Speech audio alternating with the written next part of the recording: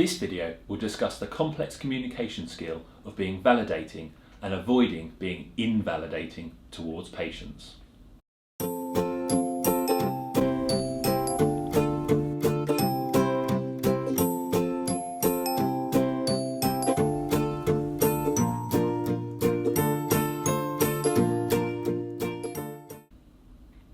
Welcome to Consultations for Health, helping you to progress in your communication skills to optimise the care of your patients.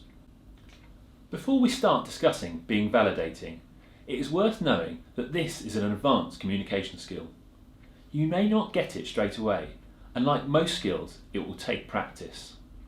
Some of our earlier videos may help you to build some fundamentals that will be useful when trying to be validating. Firstly, what is validation? Validation is the recognition or affirmation that a person's feelings or opinions are valid and worthwhile.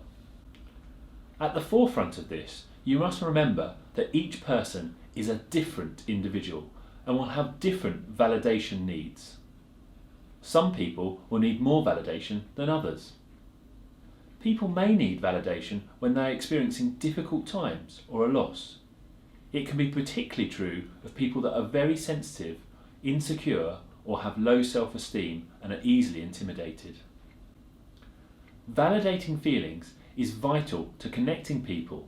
It's important in terms of building, maintaining, repairing, and improving relationships. To validate someone's feelings, you must accept them, try to understand them, or why they may have them, and nurture them. When you invalidate someone's feelings, you're rejecting them, ignoring them, or judging them.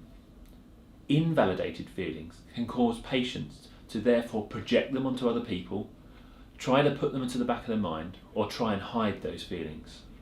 This can cause problems, as these individual feelings will often come back.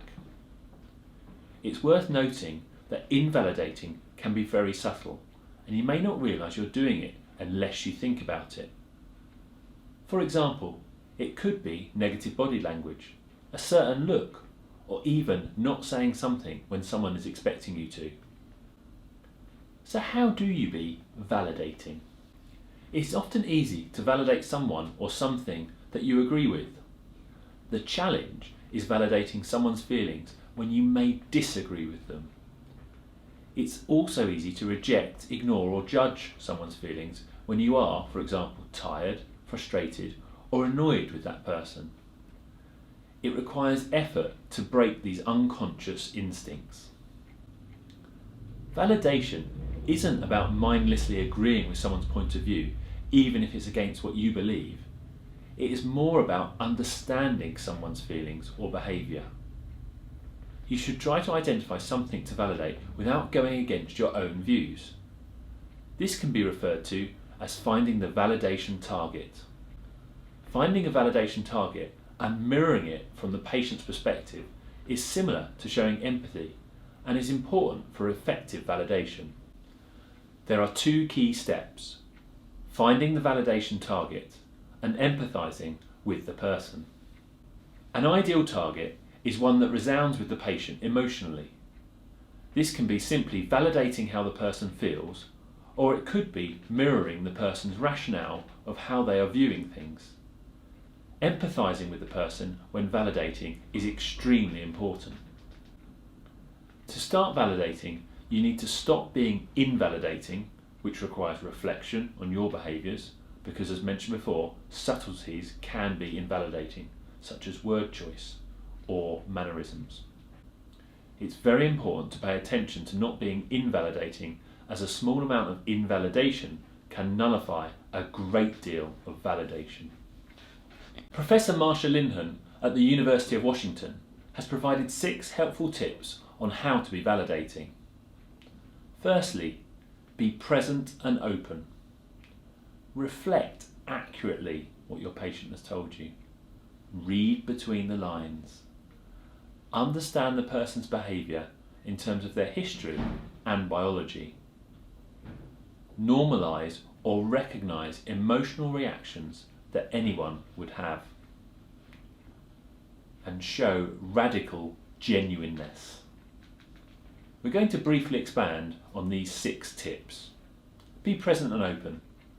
Stop what you're doing, pay full attention, listen actively, and take it all in before forming an opinion or evaluating the situation. Accurate reflection, that's the communication that you've heard the other person accurately without bias. You can paraphrase or rephrase what they have said. This proves that you have listened and, importantly, understood. Reading between the lines. When someone isn't clear about what they're trying to say, possibly they feel embarrassed, you can guess and ask if your guess is accurate. Validating in terms of personal history or biology. Sometimes someone's actions make sense based on their previous experience or history. It is important to try and recognise where this may be true and let someone know that their behaviour makes sense based on their past experiences. Physical and mental problems will also influence how someone may behave, and you need to be aware of this and how it may affect them, showing their understanding and empathy throughout. Remember, understanding is not saying, "I know how you feel," but recognising that you see or hear how someone may feel. Normalising. It helps to communicate to others where we may have the same response as them in that particular situation. This can help them to feel more comfortable with their own feelings. It is, however, important not to normalise behaviour that isn't normal or in fact could be dangerous. For example, someone who may be describing suicidal behaviour. Radical genuineness. You need to be completely genuine. Don't marginalise, condescend, or talk down to someone. Just be there for them.